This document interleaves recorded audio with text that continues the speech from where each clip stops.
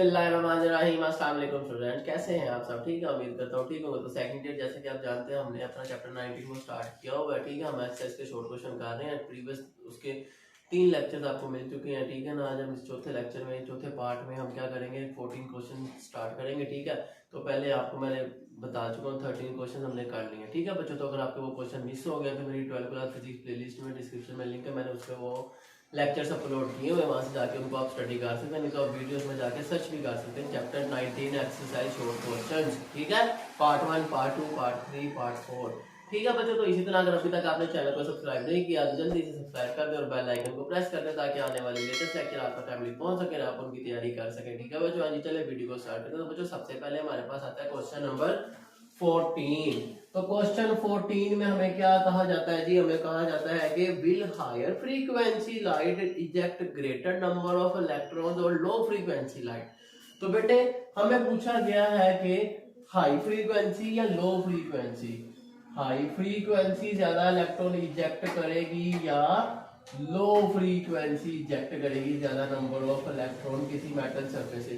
तो आप बताएंगे ये दोनों बातें ही गलत हैं। क्यों गलत है? क्योंकि जो हमारी नंबर ऑफ इलेक्ट्रॉन्स हैं, ठीक है, जो इजेक्ट होंगे फ्रॉम मेटल सरफेस, ठीक है, वो will not depend on frequency. Frequency पे डिपेंड ही नहीं करते जी, इसलिए। तो बेटा जब वो डिपेंड ही नहीं करते तो कैसे इजेक्ट करेंगे? ठीक है ना, हाँ जी, याद रखिएगा इस बात को। तो वो डिपेंड नहीं करते। तो इसी तरह हमारे पास नेक्स्ट क्वेश्चन आ जाता है जी, क्वेश्चन नंबर 15 जो है हमारे पास जी। तो क्वेश्चन 15 है जी, when light shine on a surface it transferred momentum to the metal surface. क्या ऐसा हो सकता है? जी बिल्कुल हो सकता है। तो क्वेश्चन 15 है, तो आप बताएंगे यस इट इज पॉसिबल। ठीक है, पहले तो सिंपल बताएंगे यस इट इज पॉसिबल, फिर आप इसकी रीजन के बारे में एक्सप्लेनेशन हेडिंग देके बताएंगे कि इसकी रीजन क्या है, क्या इसकी वजह तस्मीर है। ठीक है, तो आप बता सकते हैं कि इन ईच रिफ्लेक्शन, कि एक बार जब लाइट आके फॉल करती है किसी मेटल सरफेस पे तो क्या होता है, 20% momentum and energy of the incident light will be absorbed। उसका 20% हिस्सा एब्जॉर्ब हो जाता है। तो यस, हर बार रिफ्लेक्शन में बार बार उसका मोमेंटम क्या, एनर्जी भी ट्रांसफर हो रही है मेटल सरफेस को। ठीक है बच्चों, हाँ जी, याद रखिएगा इस बात को। तो इसी तरह बात करते हैं क्वेश्चन नंबर 16 की। तो क्वेश्चन 16 हमें क्या कहते हैं जी? चले इसको भी सुन लेते, जहां 15 सवाल की है। तो बेटा 16 सवाल कहता है why can red light can be used in photographic dark room when developing films but a blue light can not. ठीक है बेटे, हाँ याद रखिएगा। तो बेटे why we use red light, blue light क्यों नहीं यूज करते? तो आप बता सकते हैं बिकॉज, इसकी रीजन ये है कि जो रेड लाइट है ना, red light has more frequency and blue light ठीक है हैज लेस फ्रीक्वेंसी। तो जिसकी वजह से जो हमारा फोटोग्राफिक प्लेट है, वो पेपर होता है, वो क्या होता है बच्चों, कंफर्टेबल होता है। ठीक है ना, हाँ जी, याद रखिएगा। ओके, हाँ ठीक है बच्चों, याद रखिएगा। और एक और बात आपको शुरू से बताता आ रहा हूं, और red light has less energy and blue light has high energy। ठीक है, तो ये था क्वेश्चन नंबर 16। तो इसी तरह आगे चलते हैं क्वेश्चन 17 की तरफ जी। तो क्वेश्चन 17 हमारे पास कहता है कि हमारे पास photon A has twice energy the photon B, what is the ratio of momentum of A to that of B.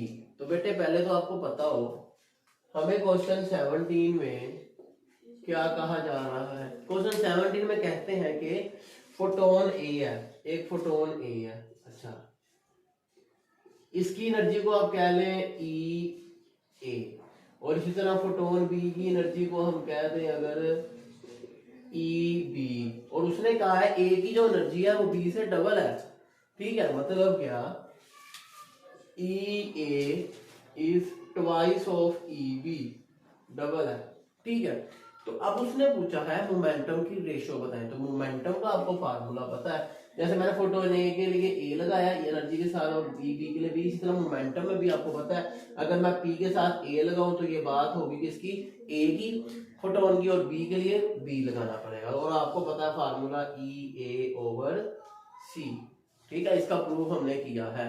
और इसी तरह आपको पता है अगर आप मोमेंटम बी का निकालना चाहें तो उसका फार्मूला पी बी से है, ई बी ओवर सी। तो बेटे हमने क्या करना है, मोमेंटम की रेशियो फाइंड करनी है। तो सिंपली आप दोनों को डिवाइड कर सकते हैं।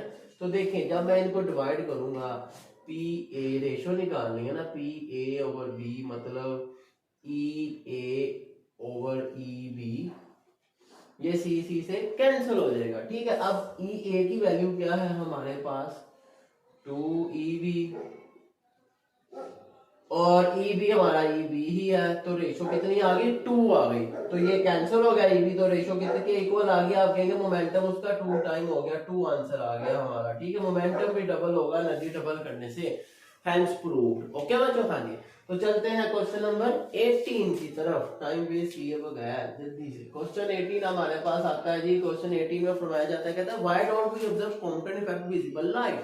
बिल्कुल सिंपल सी बात है, हमें कॉम्पटन इफेक्ट विजिबल लाइट में क्यों नहीं मिलता। तो आप बता सकते हैं कि जो विजिबल लाइट है उसकी एनर्जी कम होती है, ठीक है ना, याद रखिएगा। चलो लिख लेते हैं, because visible light has less energy, visible light has less energy, that's why we use visible light, cannot use visible light in Compton effect। Visible light में कॉम्पटन इफेक्ट नहीं हो सकता, ठीक है बच्चों, याद रखिएगा इस बात को। इसी तरह बात करते हैं क्वेश्चन नंबर 19 की, ठीक है। तो अब 19 क्या कहते हैं कि can pair production produce in vacuum. तो आप बोलेंगे नो, पहले तो आप सिंपल बोलेंगे कि no pair production can not produce in vacuum, no, पहले सिंपल बताया no it is not possible.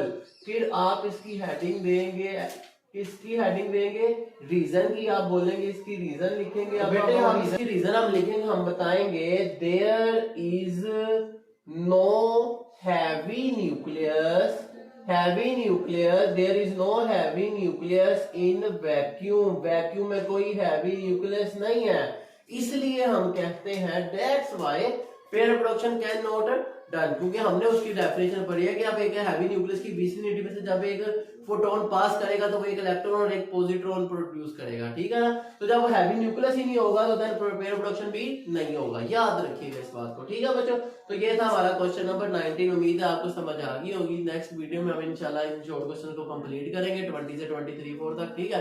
तो अगर आपको कोई क्वेश्चन आप मुझे कमेंट सेक्शन में बता सकते हैं। इसी तरह अगर अभी तक आपने चैनल को सब्सक्राइब नहीं किया तो जल्दी से सब्सक्राइब कर दे और बेल आइकन को प्रेस कर दे ताकि आने वाले लेटेस्ट लेक्चर आप तक टाइमली पहुंच सके, आप उनकी तैयारी कर सके, ठीक है बच्चों। चले मिलते हैं आपसे नेक्स्ट वीडियो में, सी यू देन, अल्लाह हाफिज।